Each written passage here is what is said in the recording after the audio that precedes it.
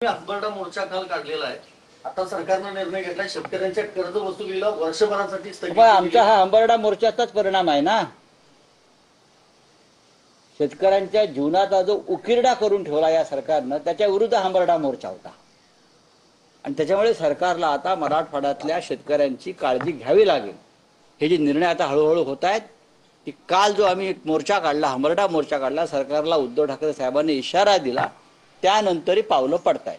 देवेंद्र फडणवीस आज दिल्ली दौऱ्यावर आहेत।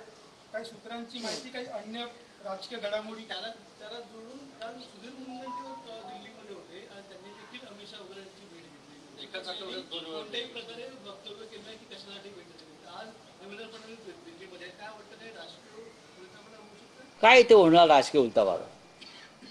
उलटापालट होणार, उलटापालट आता होईल नोव्हेंबर महिन्यात।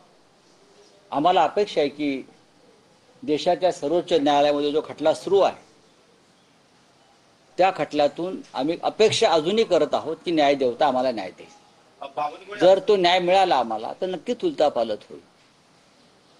बाकी आता दिल्लीमध्ये उलटापालट करण्याची क्षमता महाराष्ट्राच्या नेतृत्वात नाही, जी पूर्वी होती।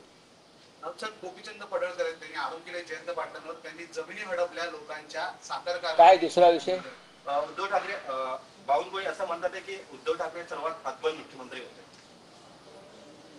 हतबल म्हणजे काय असतं? ज्याने शेतकऱ्यांचं कर्ज माफ केलं एका झटक्यात, ज्याने कोरोना आणि कोविड काळामध्ये या महाराष्ट्राला जीवदान दिलं, करेक्ट, त्यांना हतबल मुख्यमंत्री म्हणणं म्हणजे स्वतः किती लाचार लोचट आहोत हे दाखवतं। तुम्हाला मंत्रिमंडळात का घेतलं, ही तुमची हतबलता काय आहे हे आधी सांगा।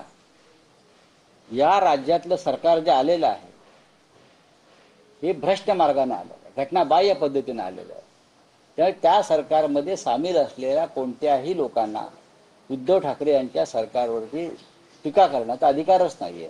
या सरकारचा फैसला न्यायालयात लागणार आहे। चला, थँक्यू।